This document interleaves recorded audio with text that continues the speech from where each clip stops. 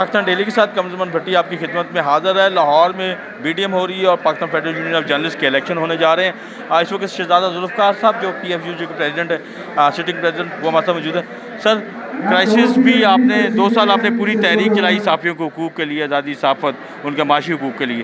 آگے کیا دیکھ رہے ہیں حالات، کس طرح کی پابندیاں ہیں اور کیسے ہمیں چلنا ہے اور کیسے معاشی مسائل حل کرنا ہے؟ دیکھیں، حالات بتاتے ہیں کہ پابندیاں ہوں گی، پابندیاں چلیں گی، اور ہمارا سٹرگل، پی ایف یو جے کا سٹرگل جو ہے وہ کسی صدر کے آنے سے، کسی صدر کے جانے سے رکتا نہیں ہے۔ مدم ضرور ہوتا ہے، تیز ضرور ہوتا ہے، لیکن وہ ختم نہیں ہوتا۔ اور کوئی حکومت وہ کبھی برداشت نہیں کرتی کہ کوئی سچ بولے۔ وہ شاید اللہ کرے کہ ٹرو ڈیموکریسی آئے اور واقعی ایک حکومت یہ سمجھے کہ لوگوں کو بولنے کا حق دینا چاہیے، صحافیوں کو ہمارے جو کرٹیسائز جو کرنا ہے وہ اپنی کرٹیسزم کو برداشت کریں، اور یہ چلتا رہے گا۔ آنے والا وقت بھی اسی طرح ہوگا۔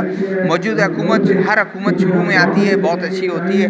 اس وقت ایک حکومت کا ہم دیکھتے ہیں کہ وہ بار بار کہہ رہی ہے، میڈیا ہاؤسز کو کہہ رہی ہے، مالکان کو کہہ رہی ہے، بار بار کہہ رہی ہے کہ آپ نے جو ہے آپ نے کارکنوں کے جو ہیں واجبات دینے ہیں، ہم آپ کے بل ادا کریں گے، آپ کے ایریئرز ادا کریں گے، آپ بھی کارکنوں کے جو ہے وہ ایریئرز ادا کریں۔